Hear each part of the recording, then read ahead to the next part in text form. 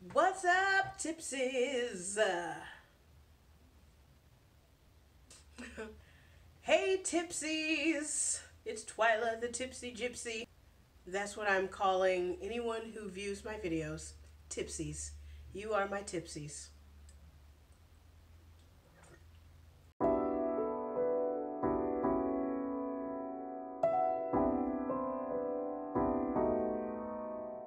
Now, moving on to the whys of my traveling. Now, I explained before, this whole thing is basically focused on being round, brown, and abroad, and older.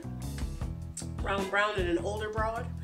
But there's also another reason why I'm traveling and filming myself and hoping to inspire others. So, story time! Back 10 years ago, I was unemployed. I was in a kind of dead-end relationship, wasn't moving forward at all. And I was watching my friends at the time get engaged, buy homes with their significant others, and moving in together, having really great jobs, and buying homes on their own, and filling it with all kinds of awesome furniture and stuff. And it was just like, you know, here I was with this super stagnant life, comparing myself to my friends. And 10 years ago, I was 29, soon to be 30, and I was freaking out over where my life was headed. And basically, this is a story about how milestone birthdays, it's super important to do something amazing on milestone birthdays, as well as it's super important not to compare yourself to others and how your life is currently going to how theirs is currently going. Never do that. So, this is no shade given towards these past friends or anything like that, but this is just the truth of the story at the time. So, here I am, unemployed, don't know where I'm going to go with my life, and a few months prior to that, someone had planted a seed in my mind about teaching English overseas. And so I was at my version of rock bottom, and I had to figure out something, and I was desperate. So desperation leads to making crazy decisions. So I go online and I research and I look up jobs overseas, and lo and behold, I find teaching English in Japan. So I applied, I miraculously got the job, and miraculously got it together to get over there. And 10 years ago was my first time traveling overseas and by myself. And it was one of the most amazing experiences of my life.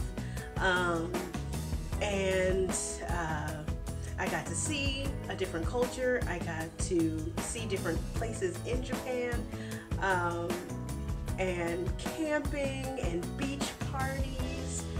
Oh man, it was just crazy. And for my birthday, I didn't even think about it at the time when I moved to Japan that I was going to be turning 30 in Japan. It wasn't until like a month or two before my birthday that I was like, oh my God, I'm turning 30 in Japan. How cool is that?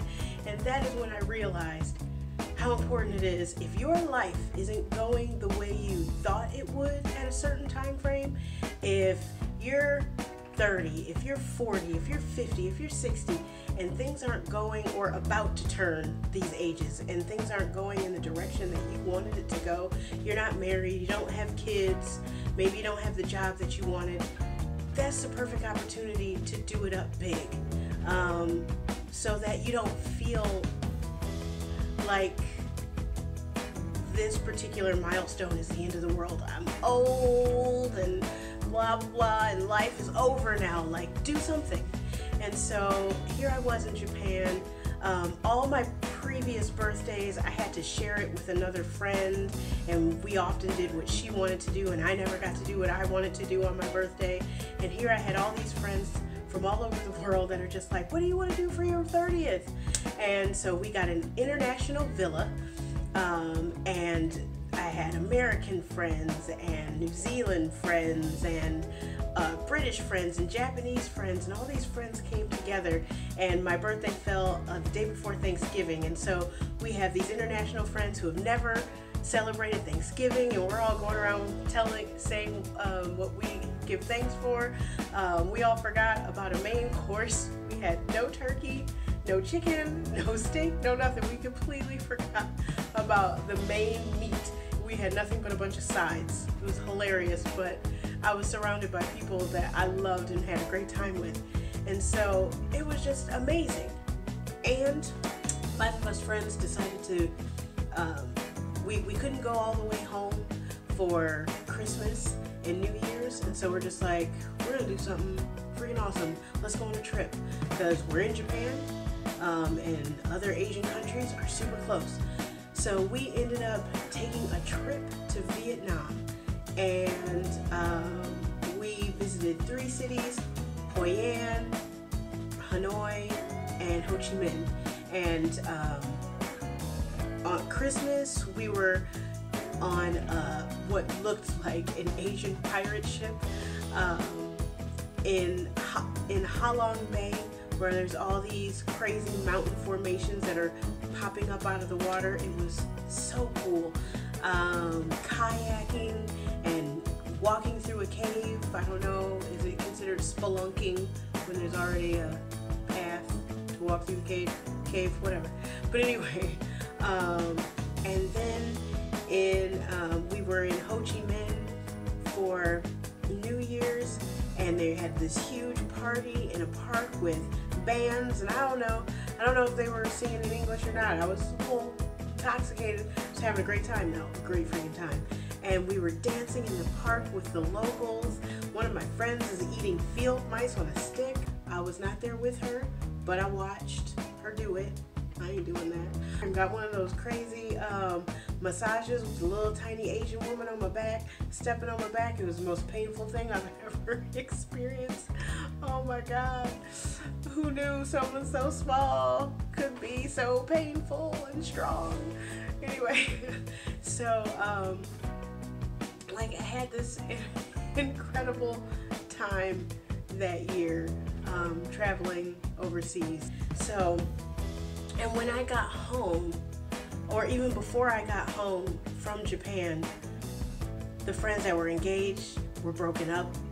The friends who bought homes with their significant other, broke up and had to figure out how to sell their house and both move and go in different directions, going through divorces, or lost a great job and was going to lose their home. Like, all of these things made me realize that the grass isn't always greener. The grass might be spray painted, or it might be AstroTurf, or sod, or whatever.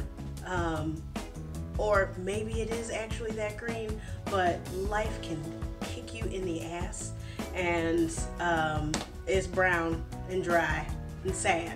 And so you just can't judge your life against someone else's. You can't compare, because you're supposed to be on the path you're on, and they're supposed to be on the path that they're on. So this time around, I'm 39, about to be 40, and I want to do it again. Once again, I'm not married, don't have kids. I don't want kids, actually, so that's not too upsetting for me. But and marriage, fence. He's got to be pretty spectacular at this point.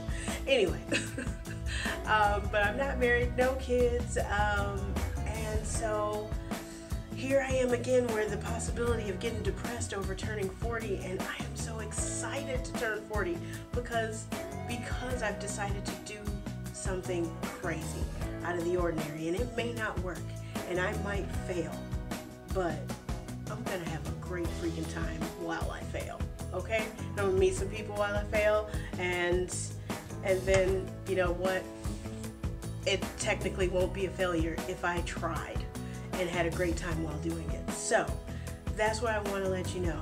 Don't compare yourself to others. And when you have big milestone birthdays coming up and things aren't feeling, you're feeling a little down in the dumps, you're feeling a little old, go do something kick-ass. go take a solo trip somewhere. If you don't have a whole lot of funds, there's cheap places you can go. Take a solo trip to Mexico. Take a solo trip to Puerto Rico. You know, they need funds right now. They need more tourism in order to bring back their vibrant island. Go take a solo trip to Thailand. Some of these places, the dollar goes super far. So just keep that in mind. Milestone birthdays can be freaking awesome. And I can attest to it. And so there you have it. Next video will be coming up will be why Scotland. You guys have a great day and stay tipsy, my friends.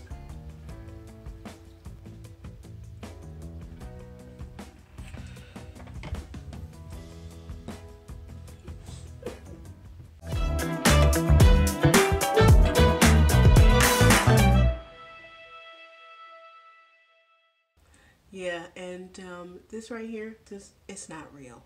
It's not. Like, I'm tatted up. I have quite a few tattoos, but this that ain't real. It's for fun. I would rather have the you know, the freedom of removing it and putting it back and removing it, and you know, to go with whatever outfit I'm wearing for the day. If it's a very bohemian outfit like this dress I'm wearing today, sorry for all the boobage.